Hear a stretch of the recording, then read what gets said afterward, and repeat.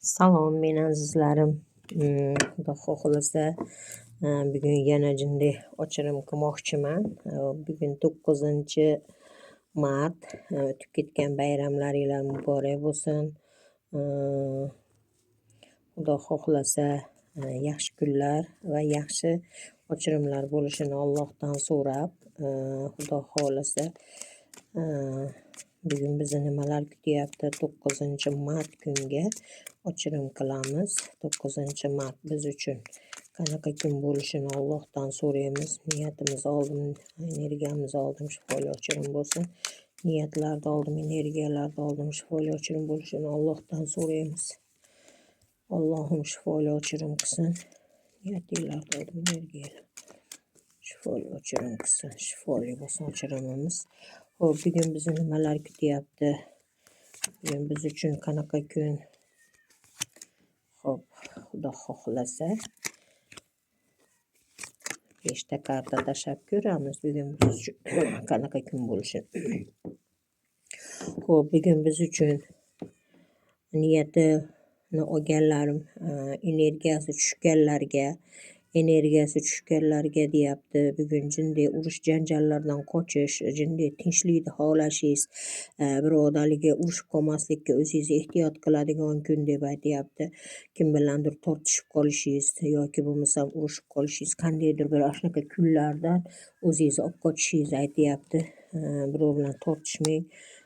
Kim bilandir bir anaqa gap talashishga harakat qilmang deb aytyapti. Judayam sokin, judayam tinch, judayam barokatli kun bo'ladi deb aytyapti bugun. Xudo xohlasa yaxshi ba'zi bir insonlarimiz uchun shunaqa bir barokatlik,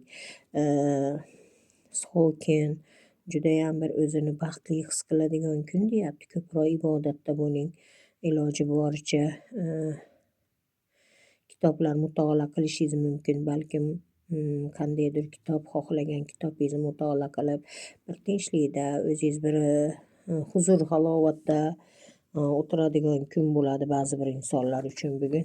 Xo'p, yana ba'zi bir insonlarimiz uchun hamma narsadan charchadim. Men sokin, o'ylanib, bir o'zimga kelib, bir nima deydi, tinchlanadigan kun deb aytyapti.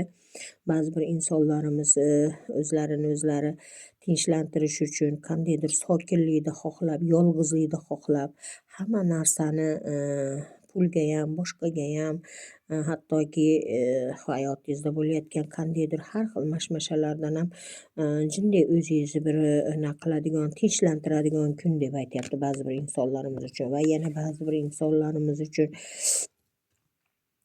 hamma narsadan charchadim men. Hamma narsadan bir nima qildim. Balkim bir jinday bir nimangizga tegayotgan insonlar bo'lishi mumkin. Men haqman. Men unaqa emasman. Menda ayb yo'q.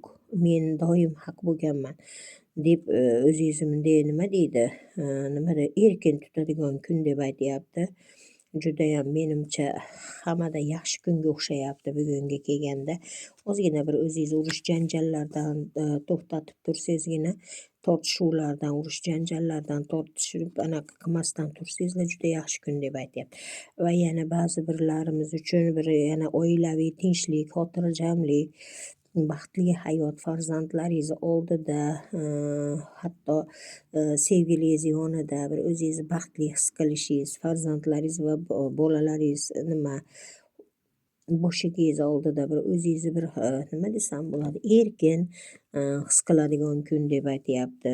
Hech nimadan g'am qilmasdan, mano yo'q, ano yo'q, bu hayotda hamma narsa shunaqa kamchilik bilan iborat bo'lyapti. Ko'ryapsiz, hammamizga shunaqa.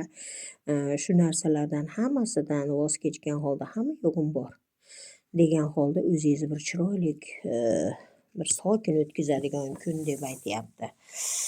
Bugungi kun, bugungi ochirimimiz mana shulardan iborat bo'ldi. Xudo xohlasa yana hozir ochirim qilamiz.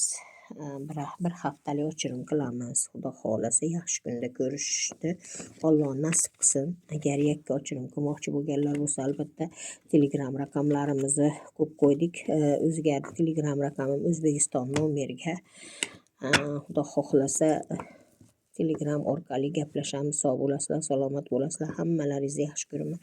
Yana diydorlashguncha xayr.